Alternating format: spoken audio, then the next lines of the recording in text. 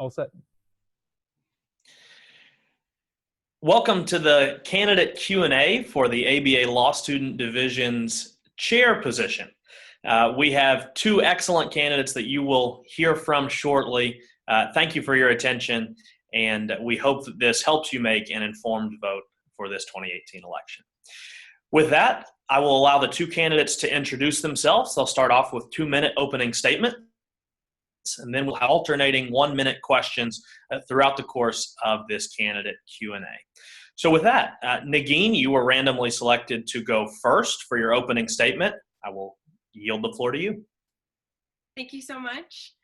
Hello, everyone watching this program. My name is Nagin Sadeghi-Movahed. I'm a 2L at American University's Washington College of Law, an aspiring public defender. I was born and raised in California, and I'm running to be your next chair of the ABA Law Student Division. I'm running because I want to serve, advocate for, and empower students. Throughout my academic career and also during my gap year between law school, I've had the opportunity to represent students on a local, state, and national level. When I was at UCLA, I was the UCLA Transfer Student Representative, where I represented 28,000 undergraduate students on various topics related to tuition increases and tuition hikes, all the way to school-to-prison pipeline issues. As Associate Director for the Iranian American Women Foundation, I was able to create a mentorship program and establish membership for the organization, and it's now one of the fastest growing organizations in the Iranian American community. I'm currently a member of the ABA Law Student Division in a capacity where I serve on two committees. One is the Resolutions and Advocacy Committee, and second, the Programming Committee. There I've helped with specifically to the programming committee, helped write resolution to advocate on behalf of parenting students. And I have 5 goals that I would like to talk about today. And I look forward to discussing those in detail and more in depth as the Q&A goes on. And I'm also running because I believe that in this position, we have a unique opportunity to sit at the policymaking table. And I firmly believe that the person in this position should speak with you and for you, but not over you. And I really, truly believe that the best advocates and the best representatives are ones that can listen to their constituents. And I have experience doing that, experience bringing people together. And the student movement is about us. And as a collective, how we work together. And I want to make sure that we're maximizing that student power together. Great. Thank you. And Joseph. Hey everyone, I'm Joe. I'm a 2L at Baylor Law School down in the middle of nowhere in Waco, Texas. I went to undergrad at Benedictine College in the middle of nowhere in Kansas, just outside of Kansas City. I was born in Chicago, raised in Southern California, in Ventura, California.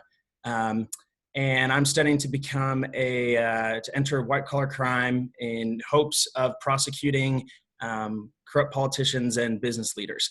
I think I'm the best candidate for the position of chair for 3 main reasons. I think it really comes down to, a little cheesy, but character, competence, and commitment. If we want to grow the ABA and the Law Student Division, we have to be inclusive of every single voice, regardless of race, religion, creed, sex, gender, but also political opinion. I believe that character is important, especially in this role, because as chair, my goal would not be to do what I want to do, but it would have to be representing all law students from East Coast, West Coast, North to South, all 120,000 law students, and what we actually need, not only for this next few years, but for the complete future. Second, I think competence is needed because it's a very demanding role being chair of the ABA. And with my previous experience, not only at Baylor, but also at Benedictine and then in high school as well, I believe I have that competence to be able to get the job done. As a 2-sport athlete, I know what it's like to juggle a very demanding schedule and then bringing that into law school and being a law student while also having what is equated as almost a part-time job. And then lastly, I think that really ties in with the commitment, not just to the position, but to the mission of the American Bar Association and the Law Student Division. And for this, I think they also have to have personal growth as well to commitment. I believe I'm committed to every single student. All right, thank you. Thank you. And remember, feel free to finish your thought when I let you know time. I'll try to do something without speaking first, just to be the least intrusive as possible. Okay, Joe, so again, in alternating who goes first, we will start with you on our first question. The chair sets the agenda for the division each year. What will be your agenda and why? Thank you. Yes. So my agenda is first to continue what the Law Student Division has been doing over the past year, which is not only just growing the ABA, but also dealing with the restructuring with the different sort of caucuses. So with that, I believe that there's kind of some big parts on the agenda that we'll get into later, but mental health as well as physical health, student debt forgiveness, as well as notifying students of student debt, expanding the facilities for nursing mothers who are at law schools that don't have that. Also believe I have a plan with textbooks to reduce the cost in textbooks for law students. I believe also in order to do this, we have to be more inclusive of all voices. And lastly, I want to put in a data system to show why students actually want to join the ABA. Okay, thank you. Nagin, same question. So I think that my plan is twofold. First, I would like to not only build upon what happened last year, but also the last few years, working on making sure that schools are implementing the credits for paid externships, making sure that states are holding themselves accountable to instituting the uniform bar exam and issues along those lines. And then second, I mentioned earlier that I have 5 main goals, and those 5 very briefly are increasing diversity, making sure we're having mental health awareness campaigns, fostering transparency about rankings and how those work, also talking about sexual violence policies and sexual assault policies among the law schools, and so on. Thank you. All right, Nagin, we will stay with you for our next question. As you all both alluded to, membership among law students all across the country is one of the biggest issues facing the Law Student Division within the ABA. How do you engage law students as a part of that membership? And if you would like to include in your comments how we can do better about recruiting and retaining members both on the free and premium models. Sure. So I think that the best way to engage students is to make sure that they're invested in whatever the organization is doing. I think one of the main things and the main ways that we can go about that is to show students that the work that the ABA Law Student Division does, it directly impacts them. One of those examples, again, is the paid externships for credit. By partnering with SBA presidents and partnering with ABA reps, we have a really prime opportunity to get onto each campus and advocate for them to lobby faculty to make sure that they're holding their faculty accountable to having paid externships for credit. In terms of engaging students on the free and premium models, I think it's a tough battle because you often run into students who can't necessarily pay for the premium membership. But I think if we can engage students on a level that they understand it's an investment of their time and it's worth that investment, that I think students will really take advantage of the opportunities in front of them. Okay, thanks. Joe, same question. Yeah, I think the best way they can grow membership has to be really, I guess, first answering the question a lot of students have, which is, why should I pay $25 to become a member? Like, what's it going to get for me?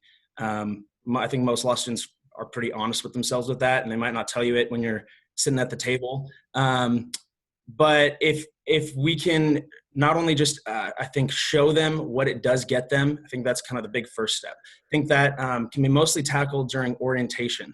So getting ABA reps and as well as ABA faculty that are at the school to during orientation, present what the ABA is through the schools and why they should be involved. I think part of that also has to deal with what I kind of alluded to earlier, the data, and showing students who did join as an ABA member or who did get involved not only had higher, job applications accepted, better, $250 off Barbary and everything else.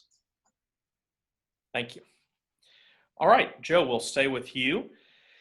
The chair is the leader of the division and of the division assembly at annual meeting. How would you describe your leadership style?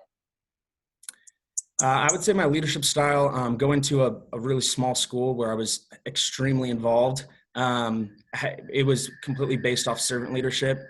So it would deal with people coming to me and seeing if I was able to help them. And when that happened, a lot of times I wasn't able to help them. It would then be my job to go get other people and find who really could help them. With regards to the ABA and the Law Student Division and Assembly, that isn't as much of something it can really do since we are all spread about. And so I think what needs to happen on that end is true knowledge and understanding of the organization, how it runs, Robert's rules, as well as delegation. There's a lot of people who want to get involved and get experience because you can't get a job without experience, and a lot of times you can't get experience without the job. And so I'd want to be able to help students who want to get involved by giving them the power to do so. Thanks. Nagin, same question. I think that I would describe my leadership style as collaborative. I really enjoy listening to other folks' perspective. I've been doing leadership for, I think, over 9 years now. I'm only 24, but I've been in the game for a while. And I think the most important thing to me is to make sure I'm listening to everyone and every perspective, because all of those perspectives ultimately matter when you're being a zealous advocate. As somebody who has stood up to politicians because of tuition increases and knows how to navigate bureaucracies because I've done that for so many years, I think that my experiences doing so makes me an even more empowered leader for this role in terms of my ability to understand the nuances, what it means to be a zealous advocate. Thanks. And we'll stay with you, Nagin, for our next question. The ABA is, the A stands for American. As such, it's a national organization, and that has many opportunities, but also many challenges. Can you comment on why you would be the best candidate to lead a nationwide organization going forward for the next year? Absolutely. So as Associate Director of Iranian American Women Foundation, you don't really even have campuses to go off of. You kind of have a generalized idea of where Iranian Americans live across the country, and you're trying to organize across an entire 50 states. And it's challenging, definitely. But I think my experience understanding how to build upon networks is very important in this role. And because national conversations are usually where people's minds are at, in order to engage people in conversations, you have to be privy to what is happening and how are students being felt by policies. That's how I believe that I can engage people on a national level. And I've done so in the past, and I'd hope to do it again here. Thanks. Joe? Yeah, I would say my experience. I have the experience of first not only living all over the United States of America, but also knowing people from all around the world. The American Bar Association, as you mentioned, although it is American, there are a lot of students who are not from America, as America itself is, a mixing pot. And so I think one of the biggest ways in order to do that, no matter whether it's myself or Nagin who gets the position, have to prop themselves up with everyone from around. It means the entire board. It means people from every single school who are going to have to speak up in order to take the collective of all the ideas and then be able to work on it. I've done this in the past. I'm doing it at Baylor currently right now. And I think that in order to have a good foundation as her alma mater at UCLA, John Wooden talks about, foundations are so important. I think that's what we really need to do here. So, Bruins. Thanks, and we will stay with you, Joe. A good leader knows both their strengths and weaknesses. What do you think your biggest weakness is in applying for this position? Other than my poor handwriting, pretty bad handwriting as a guy, I think a lot of times, or from really what I've learned is if I'm going to be getting into something, I will get hyper focused on it and fully commit to it. And a lot of times, whether it be like my family or my other friends might not hear from me after a while because I've just been, up till 2 or 3 a.m. and then getting up at 6 a.m. And one of the harder things that for me personally that I really struggle with is asking people for help. I think especially as a young man, it's hard to ask people for help. And I think this plays exactly into the mental health awareness and a lot of other things where guys don't really like being vulnerable. And so I would, I at least recognize that. And luckily enough, there is a lot of help to be given through the whole board and the ABA. Thanks. Nagin, same question. Yeah, this is a tough question because I don't think anyone wants to admit that they have a weakness. But I definitely think that mine, initially when I even applied, going into it was, I think, knowledge of what the ABA Law Student Division does for students. As a result of that, I took it upon myself to make sure I went to ABA mid-year meeting and I understood the nuances and the structure of what the ABA Law Student Division is right now, what it was before, and how we can use the model that it is now to push policy agenda that really advocates on behalf of students and empowers students. So yeah, I think generally when I go into something, I usually want to have all the information. And I think I applied to this not knowing all the information. And now I've been able to research more about it. And now I think I have a pretty deep understanding of what the division does. Okay. Thank you. Nagin, we'll stay with you. I'm curious, what do you think a 21st century bar association looks like or should look like? Oh, wow. And I can rephrase if you need me to. Yeah, actually, that would be great if you could rephrase. Well, the American Bar Association is perhaps in need of transition as a new generation comes in to the association. What do you think the future of the ABA and other state and local bar associations looks like going forward? Yeah, that's an excellent question. I think for me, what it would look like is definitely more diverse. As an Iranian American woman, first generation law student, it's a little lonely out there, honestly, in bar associations and trying to meet people that, I would connect with on a level of understanding my struggles and understanding, feeling alone at school because of lack of diversity.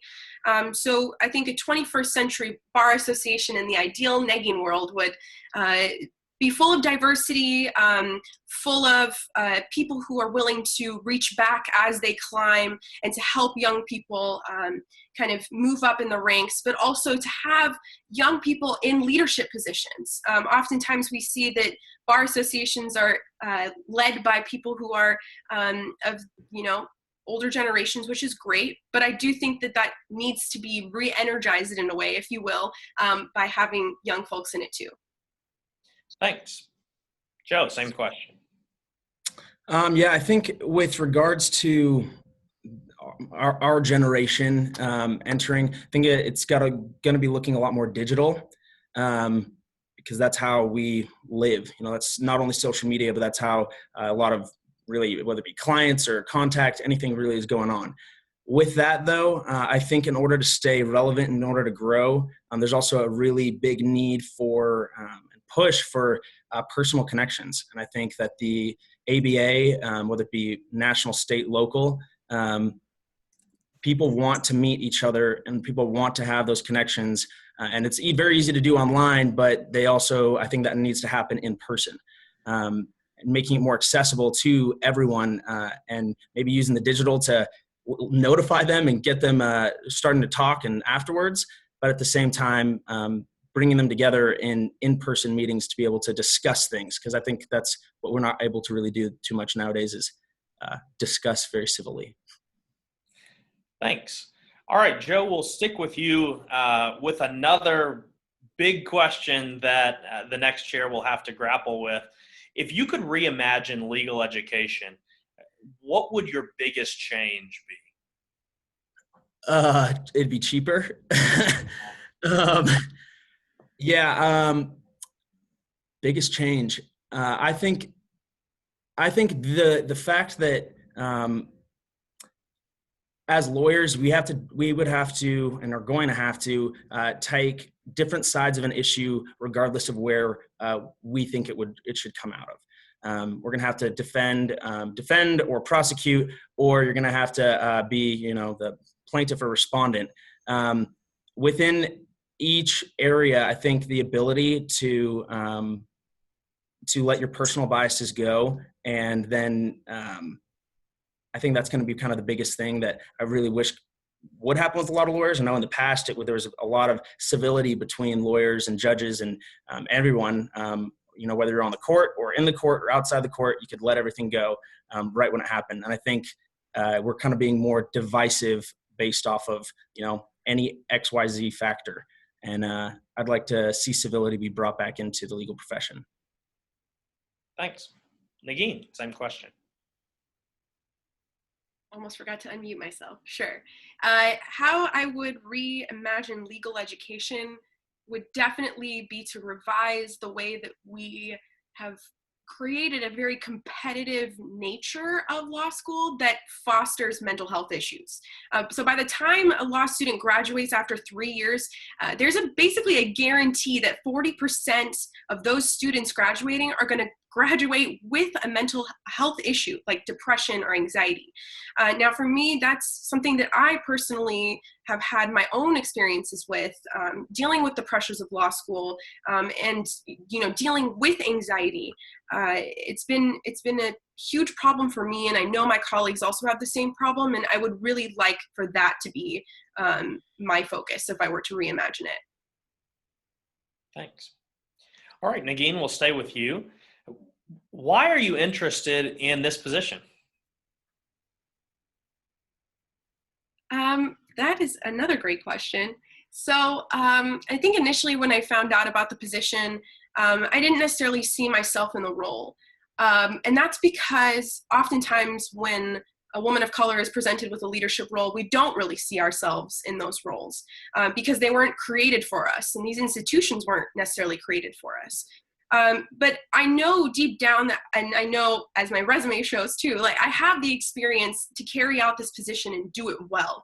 And I think why I'm particularly interested in this position is because I really care about the way law students experience prevalent issues that are happening now. Like student debt is crippling. We have a mental health epidemic. These are things that are happening right now. And I know for a fact that in my activist background and also my background in representing students, that this is something that I can do and execute it well. Thanks. Joe, same question.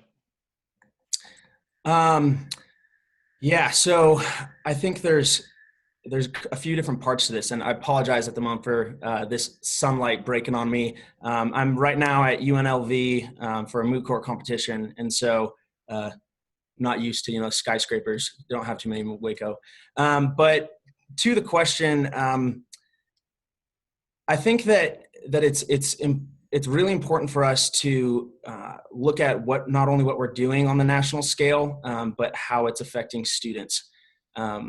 With regards to whether it be the local membership or really everything in between, law students not only having to deal with mental health issues or anything along the lines. I think there's the first step we have to do is to be able to step back and really figure out what we are. I guess being really honest with ourselves, what the ABA is and who it is meant to represent. like Nagin mentioned, like it might not have been, created to represent everyone. Originally only people that looked like me could be lawyers, could own land, could vote. And so to change that. Thanks. All right, Joe, sticking with you, can you talk a little bit about how the larger ABA can benefit students outside of the law student division? Yeah, I think so. All law students, or just about all law students, hopefully, will all become lawyers in the future. And so the decisions that the ABA makes now are going to have binding effect on who they'll be, or what rules or what codes that they'll have to comply with when they do become a lawyer. And not only just law students, but every single client, which is every single American, every single person in this country that is going to be represented by one of those lawyers. And so I think that to be able to have to be able to implement policies and advocate for students, not only of the future, because those will then, be coming in and being in the ABA, in looking, I guess, kind of more long-term rather than just short-term. I think we're very kind of short-term minded in a lot of senses with especially like political and news cycle dealings in the United States. And so to be able to have that long-term effect and vision, I think, is imperative. Thanks. Nagin. Yes, I think that the ABA and the larger ABA can really play a part in holding states accountable to having a uniform bar exam, and also play a part in fostering a mentorship program that fosters diversity within law school. It's not like a direct impact, if you will, but it is something that personally I've had experiences with having a mentor that really pushed me to go to law school. As a result, now there's a first-generation Iranian American who goes to American University, and that wouldn't have happened, I guess, whether my mentor had not pushed me. So I think that larger ABA has a unique role in maybe doing their own kind of thing, and again, that's pushing policies as well. But I really think that their best use is to really hold people accountable to what promises they have made. Okay, and with that, we will go to closing statements. Again, you've got 2 minutes for this one. Feel free to reference any questions that you didn't articulate the way that you would have liked to, or anything else that you would like to share with law students across the country as to why you would be the best candidate for chair. Since the opening statements, Nagin got to go first, we will actually go first with her again, giving Joe the chance to conclude our Q&A. Nagin? Sure. So I think because now I get a chance to kind of go through the 5 goals that I have, I'm going to take this opportunity to do so. So my 5 main priorities are to address student debt. People who are exiting law school in a public institution are coming out with $84,000 of debt. And if you went to a private university, you're coming out with something along the lines of $122,000 in debt. So for me, I think one of the main issues that I would like to focus on is demystifying student debt, and also acknowledging that like DACA recipients cannot get FAFSA, and what are their options. So that for me is one main issue. Second is Be Kind to Your Mind. It's a campaign to address mental health and to destigmatize mental health and not treat it so much as an obligation to take care of yourself, but as something that you deserve to do because that's part of taking care of yourself, if you will. Third is to advocate for a diversity pipeline. I mentioned it a little bit before, but it's to create like a mentorship program to foster that diversity into the law school setting, and achieving justice for marginalized communities. Fourth would be fostering transparency and kind of ensuring that everybody has access to what's going on at the division council level, but also for member schools, and to have students understand how accreditation rules work because they're pretty arbitrary. Lastly, I want to address non-responsive sexual assault policies and create systems of accountability and bring the Me Too campaign to law school. And to close out, I think that I would be best for this position because I have the requisite experience. I've represented 28,000 undergraduate students on a local, state, national level, advocating for policies, standing up to politicians, navigating bureaucracies. I've been through almost every single type of leadership avenue, if you will, and I think that it's time now as law students to be the change, and we can do that together. Thank you very much. And Joe, to wrap us up for the evening.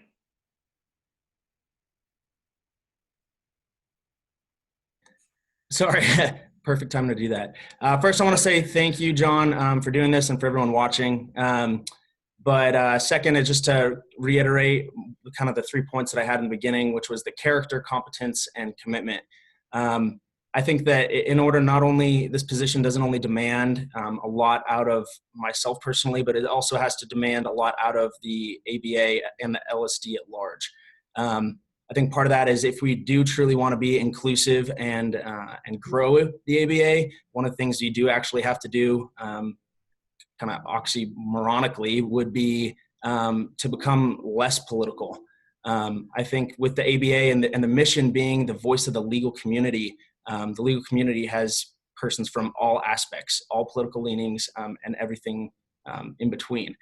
And so I truly believe that in order to foster what the mission of the ABA is, in order to career building opportunities, advocating for the profession, and everything afterwards, promoting the worldwide rule of law, that it's imperative that we, as the chair, do all of the goals with that in mind. And I agree with Negin on every single one of her points. I think they're absolutely awesome.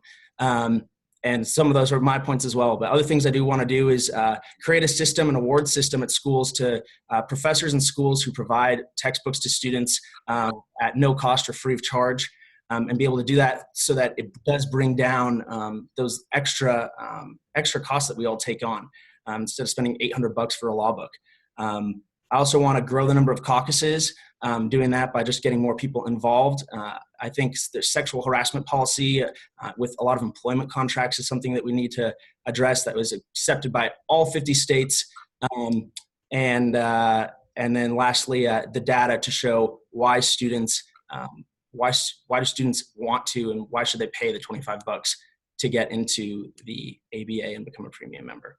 But thank you again. Okay, thank you to both Joe and Negin for taking the time, doing the research, and putting in your effort to run for this position to lead the ABA Law Student Division. Thank you to the SBA presidents, ABA representatives, and section, division, and forum liaisons who have joined us on this video or who are watching from the recorded link. Thank you for doing your homework and making an educated vote. This will be very important, and I encourage you to reach out to either of these candidates and anyone else running for other positions because they are accountable to you. Take advantage of that. Talk with them, share your ideas and concerns, and then go vote. Thank you so much, and good night.